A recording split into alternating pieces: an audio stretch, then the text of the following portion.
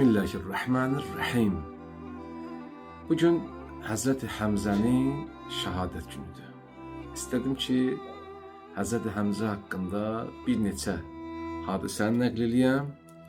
Çox fikirləşdim, düşündüm və nəhayətdə İsa ibn Müstəfad Bəcəlinin Vəsiyyət kitabından Hazreti Həmzə haqqında bir hədis söyləmək istədim sizə. Hədisin məzmunu belədir inşallah. İmam-ı Kazım əleyhissalam öz atasından, o da babasından belə nəql edir. Həmzənin şəhid olacağı günün gecəsi Allah Rəsulu onu çağırıb buyurdu. Ey Həmzə, ey Allah Rəsulunun əmsi, sən uzun ayrılıq ərəfəsindəsən. Uca və müqəddəs Allaha yetişdiyində və o səndən İslamın şəriətləri və imanın şərtləri barədə soruşduqda nə deyəcəksən? Həzrəti Həmzə ağladı və dedi: Atam anam sənə fəda olsun, mənə yol göstər və anlat.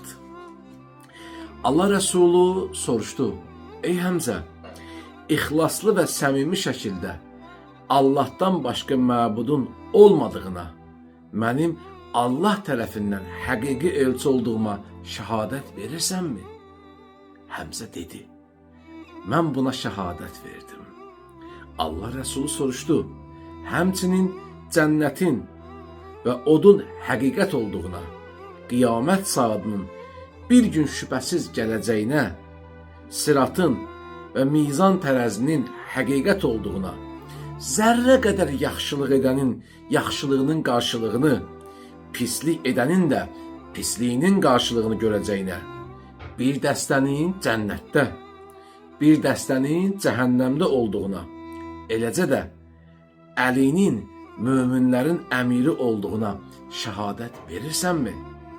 Həmzə dedi: Mən buna şəhadət verdim, iqrar etdim, iman gətirdim və təsdiq etdim. Allah Rəsulu buyurdu: Bəs onun nəslindən olan imamlara, oğlu Həsən və Hüseynin, eləcə də Hüseynin nəslindən olanların imamlığına şəhadət ver. Həmzə dedi: Mən iman gətirdim və təsdiq etdim. Allah Rəsulu yenə buyurdu: Eləcə də Fatimənin aləm qadınlarının xanımı olduğuna şəhadət ver. Həmzə dedi: Bəli, təsdiq etdim.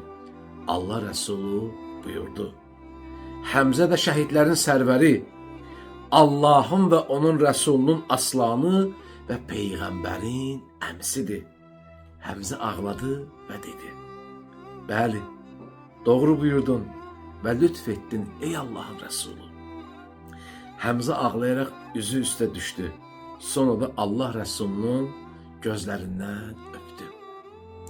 Sonra Allah Rəsulu buyurdu: Qardaşının oğlu Cəfər də təyyardır. Cənnətdə mələklərlə uçur. Muhammed və onun ailəsi yaradılmışların ən xeyirlisidir. Ey Həmzə, sən onların gizli və aşkarına, zahir və batinlərinə iman edirsənmi? Bununla diriləcək və öləcək, onların dostlarına dost, onlara düşmən kəsilənlərə düşmən olacaqsanmı? Həmzə dedi: Bəli ey Allahın Rəsulu, mən buna Allahı və səni şahid tuturam və şahid olaraq da Allah yetər.